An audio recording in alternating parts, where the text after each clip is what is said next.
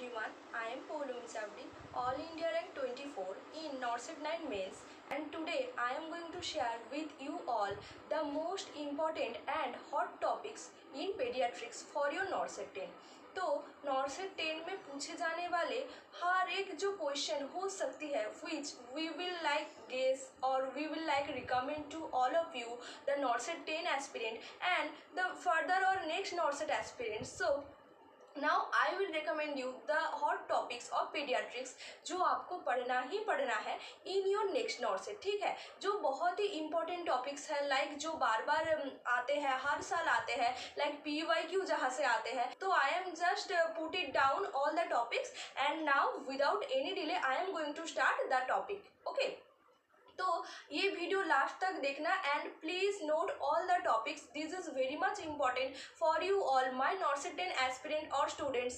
तो तुम लोगों को ये बार बार पढ़ना चाहिए and please don't skip in between because this all are gonna be most important topic for you NORCET 10 and paediatric is itself a major subject. So ये वीडियो एंड तक देखना एंड वीडियो को लाइक, सब्सक्राइब एंड शेयर ज़रूर करना because I am going to share this type of video with you all to help you for success in your NORCET. So without any delay, let's start the video. So at first you have to know what is the important topic or hot topic which are gonna be asked, may or may not be, but we are recommending you that which are gonna be asked in your next NORCET for the subject which is pediatrics, which is a major subject. चलो start करते हैं। तो सबसे पहले जो आप लोगों को पढ़ना है वो है ग्रोथ एंड डेवलपमेंट।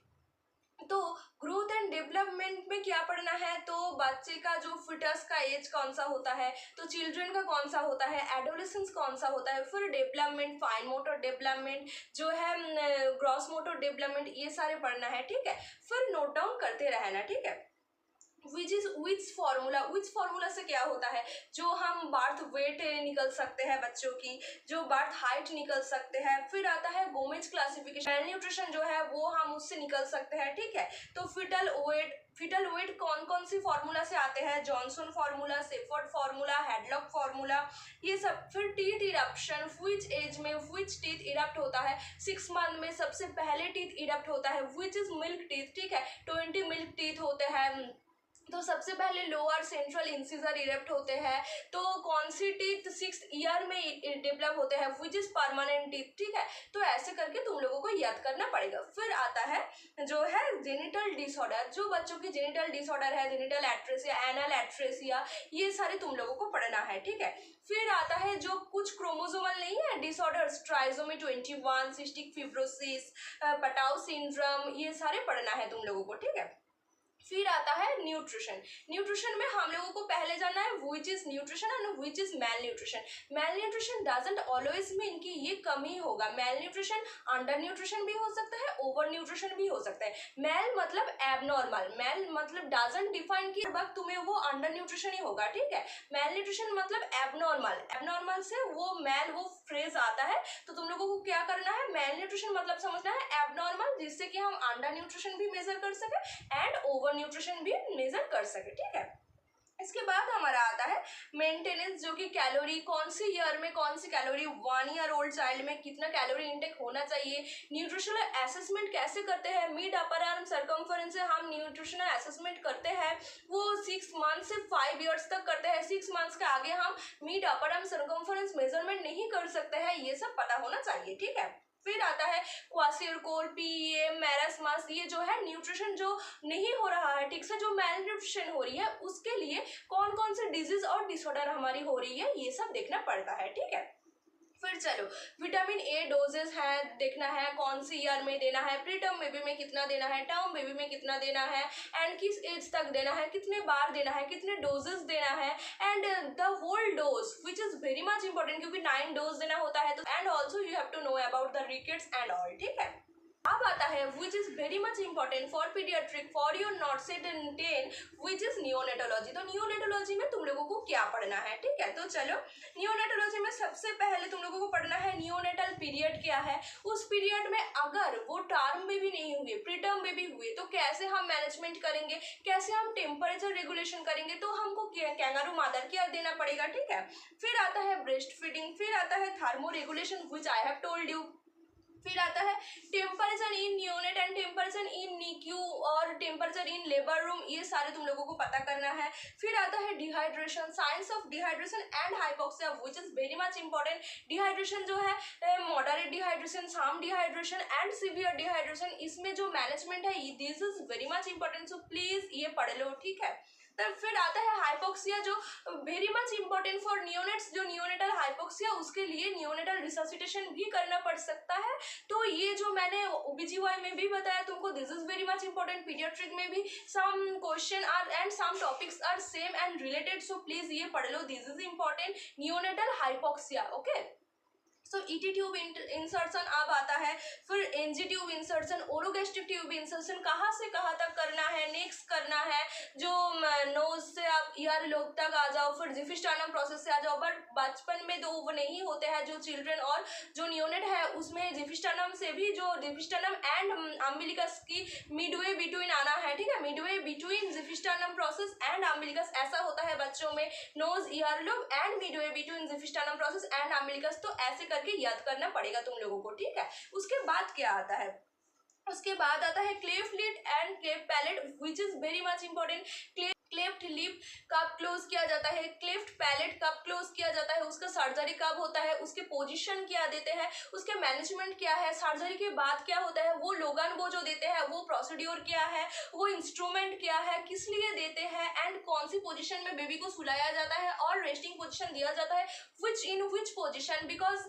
वो वेरी मच इंपॉर्टेंट है to not prevent swallowing, to prevent suctioning, to prevent aspiration, ठीक है। तो ये सब करना है तुम लोगों को। उसके बाद आता है मेकोनियम एस्पिरेशन सिंड्रोम, जो तुम सब लोगों को पता है पोस्टम बेबी में होता है, and this is very much important, so please ये पढ़ लो। उसके बाद आता है जो नियोनेटल रिससिटेशन, जो मैं अभी तुम लोगों को बोल रही थी कि नियोनेटल हाइपोक्सिया के साथ नियोनेटल रिससिटेशन भी पढ़ना, एंड उसके साथ तुम लोगों को क्या पढ़ना है कि उसका मैनेजमेंट पढ़ना है, ठीक है। तो वो सीपीआर वाला नियोनेट की भी पढ़ लो, वो जो आम्बू बैग है, वो बैग एंड मास्क वेंटिलेशन, वो सारे ना तुम लोगों को बस पढ़ना है, and you have to just brain में रिटेन करना है। वो एल्गोरिदम जो है वो बुक में दिया हुआ है, तुम्हारे सब लोगों की बुक में है, प्लीज वो पढ़ लो। चाहो तुम डीसी दत्तो वो ओबीजीवाई से पढ़ सकते हो, पीडिया से भी पढ़ सकते हो, जहाँ से चाहो पढ़ सकते हो, बट नियोनेटल रिससिटेशन की वो जो एल्गोरिदम है, सीपीआर वाले, एड्रेनालिन के doses and all, bag and mask ventilation कब देते हैं, कब हम थंब कंप्रेशन करते हैं, कितने रेशियो में, 90:30, सो 3:1, ये सारे प्लीज रिटेंशन कर लो अपने ब्रेन में। वो एल्गोरिदम तुम्हारे ब्रेन में कंप्लीटली रिटेंशन होना चाहिए, ठीक है। तो चलो उसके बाद आता है न्यूनेटल रिफ्लेक्सेस, जो मैंने तुमको बोली कि पैरासूट रिफ्लेक्स हो सकता है, सकिंग रिफ्लेक्स, रूटिंग रिफ्लेक्स, कौन सी कब गायब होते हैं, कौन सी कब आती है, हुई जेस्टेशनल एज में आती है या वो बार्थ के बाद आता है, एंड गायब कब होता है, कौन से अर्लीस्ट टू गायब होते, लास्ट में गायब होता है, ये पढ़ लो, ठीक है। ऐसे करके याद करना पड़ेगा, कौन सी गायब ही नहीं होती, जैसे कि gagging reflex, coughing reflex, blinking reflex, parachute reflex, वो पैरासूट रिफ्लेक्स 9 मंथ्स में आते हैं पर कभी गायब ही नहीं होती, ये सारे पढ़ लो, ठीक है। उसके बाद आता है हीमोरेजिक डिसऑर्डर, जो न्यूबॉर्न में होते हैं, इसलिए विटामिन के उसको ज़्यादा देना पड़ता है। जो हीमोरेजिक डिसऑर्डर ऑफ न्यूबॉर्न में जो 5 mg देना पड़ता है, ठीक है, विटामिन के। तो ये सारे पढ़ना है तुमको। कैपुट सक्सिडियम है जो एंसिफल हिमाटोमा, उसका क्या डिफरेंस है, क्या प्रॉब्लम है, कौन सी सुचर लाइन क्रॉस करते हैं, कौन से नहीं करते हैं, ये सारे पढ़ लो।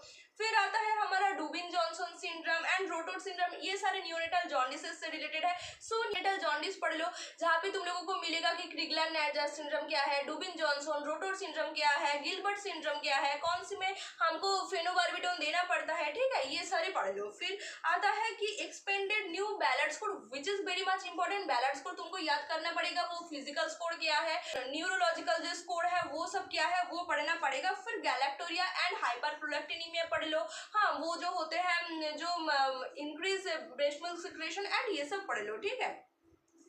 फिर आता है IMNCI जो दिया है कि कौन सी है डिसऑर्डर, उसके वजह से IMNCI will treat your newborn और द 5 year old चिल्ड्रन, ठीक है। तो टिल 5 year, तो न्यूमोनिया, न्यूनेटल जॉन्डिस, तो न्यूनेटल जॉन्डिस में और एक इंपॉर्टेंट चीज है विच इज क्रैमर्स रूल, कि वो आपको पढ़ना ही पड़ेगा, ठीक है, which is very much important. फिर आता है newborn screening. Neonatal sepsis is very much important. कौन सी बैक्टीरिया, कौन सी माइक्रो ऑर्गेनिज्म, कौन सी वायरस, कौन सी फंगस, कौन सी किसकी वजह से एटिपिकल माइक्रो ऑर्गेनिज्म, किसकी वजह से क्या क्या डिजीज हो रही है न्यूबॉर्न में, this is very much important. उसका सबकी एक चार्ट्स होते हैं एंड मैं भी ये सब पढ़ाऊंगी आपको, तो प्लीज ये सब आप पढ़ लो और जब मैं पढ़ाऊंगी तो जरूरत लगे तो मेरी वीडियोस भी देख सकते हो आप। एंड उसके बाद आता है which is very much important, which is Apgar scoring. Please पढ़ लो ये एपगार्ड स्कोरिंग, जो न्यूबॉर्न की बार्थ की 1 मिनट एंड 5 मिनट में किया जाता है न्यूबॉर्न की जो है वाइटल साइंस, ठीक है, या नहीं मेजर करने के लिए, ठीक है। उसके बाद आता है फोटोथेरेपी। फोटोथेरेपी किस लिए करते हैं, जॉन्डिस के लिए करते हैं, ये सारे पढ़ लो। फोटोथेरेपी में डिस्टेंस क्या होना चाहिए, कलर कौन सी लाइट का होना चाहिए, फिर वो फोटोथेरेपी कितने दिन तक होना चाहिए, कितने टाइम तक वो घटना चाहिए, वो और बच्चों की एज कितने होने से और बच्चों की जो स्टूल है और यूरिन कितने पास करने से वो फोटोथेरेपी रोक देनी चाहिए, वेट कितने इंक्रीज और गेनिंग होने से फोटोथेरेपी रोक देनी चाहिए एंड हॉस्पिटल से डिस्चार्ज किया जा सकता है, ये सारे पढ़ लो, ठीक है। फिर आता है cardiovascular system which is very much important, जिसमें cyanotic and acyanotic cardiovascular system तुम लोगों को देखने को मिलेगा। टेट्रालॉजी ऑफ फैलोट, ये सारे पढ़ लो, ठीक है। तो इसमें भी तुम लोगों को और भी एक चीज देखना पड़ेगा कि तुम जब ये कार्डियोवास्कुलर सिस्टम्स पढ़ रही हो उसमें ना बहुत सारे आईबीक्यूज होते हैं, वो भी पढ़ लो। एगॉन स्ट्रिंग कौन सा है, टीजीए है, जो बॉक्स से हार्ट्स कौन सा है, जो एब्स्टेंस एनोमली है, जो बूट से हार्ट्स कौन सा है, तो बूट से हार्ट है हमारा टेट्रालॉजी ऑफ फैलोट, ये सारे सब पढ़ लो, ठीक है। ये आईबीक्यू है, मैं तुम लोगों को सेंड कर दूंगी, अगर मेरे पास थी और डिलीटेड हो गई, बस मुझे मिले तो सेंड कर दूंगी।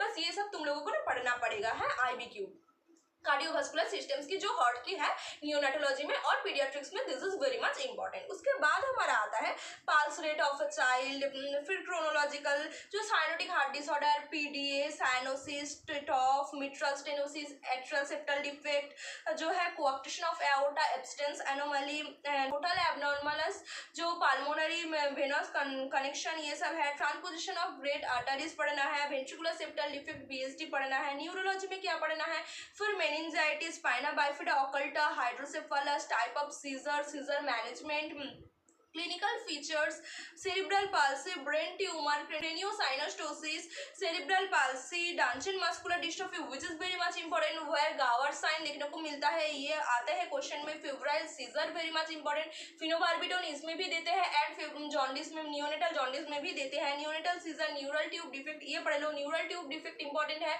मेनिंगोमाइलोसील, meningocele, spina bifida occulta which is more common, which is worst prognosis, which is best prognosis, ये सारे पढ़ना है, ठीक है। गैस्ट्रोइंटेस्टिनल में क्या आता है, pyloric stenosis, Hirschsprung disease, tracheoesophageal fistula, anal atresia, acute diarrhoea, diarrhoea very much important है। इंटूशासिप्सन जिसमें कोली की पेन होता है, लैक्टोज इंटॉलरेंस, ठीक है। तो ओम्फेलोसील, गैस्ट्रोस्कियासिस, ओरल रिहाइड्रेशन सॉल्यूशन, ओआरएस का जो कंपोनेंट है, रिजोमाल की जो कंपोनेंट है, ये सारी याद करना ही पड़ेगा। उसके साथ रिफीडिंग सिम्पटम भी पढ़ना पड़ेगा तुम लोगों को, ठीक है। रेस्पिरेटरी में क्या आता है, congenital diaphragmatic hernia, cystic fibrosis, parainfluenza, influenza, croup which is laryngotracheobronchitis which is very much important. And इसकी जो मेडिकल मैनेजमेंट है ये भी पढ़ लो, नर्सिंग मैनेजमेंट है इसकी भी पढ़ लो, नर्सिंग प्रायोरिटी इंटरवेंशन है ये भी पढ़ लो, ठीक है। उसके बाद तुम्हारा आता है respiratory distress syndrome, hyaline membrane disease syndrome और RDS respiratory distress syndrome same है, ठीक है। फिर सीवियर कंबाइंड जो इम्यूनोडेफिशिएंसी और एससीआईडी है ये पढ़ लो। फिर ट्रांजिएंट टैकिपेनिया ऑफ न्यूबॉर्न पढ़ लो, ठीक है। फिर रेनल सिस्टम आता है, उसमें glomerulonephritis very much important and nephrotic syndrome, and glomerulonephritis के साथ नेफ्राइटिक सिंड्रोम की क्या डिफरेंस है ये प्लीज पढ़ लो, this is very much important. And congenital renal anomalies जो रेनल एट्रोस है ये सारे होते हैं वो पढ़ लो। फिर हमारा आता है क्रिप्टो ऑर्किडिज्म, अनडिसेंडेंट टेस्टिस, ठीक है, नॉक्टर्नल एन्यूरोसिस एंड एनकप्रोसिस पढ़ लो। मिसलेनियस टॉपिक्स अब जो है बहुत सारे टॉपिक्स के संबोस वो मिक्सचर है वो सारे देख लो कि ऑप्थेल्मिक नियोनेटोग्राम है, कॉन्जेनिटल रूबेला सिंड्रोम सीआरएस है, कॉन्जेनिटल सिफिलिस है, कॉन्जेनिटल टॉक्सोप्लाज्मोसिस है, जो कॉन्जेनिटल सारे डिजीज है माइक्रो ऑर्गेनिजम्स के लिए, ठीक है। फिर पार्वोवायरस है, डाउन सिंड्रोम है जो क्रोमोसोमल है, Turner syndrome, Klinefelter syndrome, Edward syndrome, ये सारे क्रोमोसोमल है, ये पढ़ लो। कॉन्जेनिटल डायफ्रागमेटिक हर्निया पढ़ लो, CDH, ठीक है, this is very much important.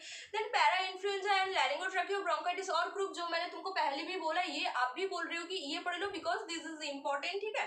Respiratory distress syndrome and hyaline membrane disease हो गया हमारा। फिर हमारा आता है कि transient tachypnoea of newborn, and आता है sickle cell anaemia, thalassaemia, rickets nutritional and scurvy versus rickets. Scurvy vitamin C के डिफिशियंसी के लिए होता है, रिकेट विटामिन डी के डिफिशियंसी के लिए होता है, एंड इंपॉर्टेंट है सबसे important severe combined immuno deficiency SCID।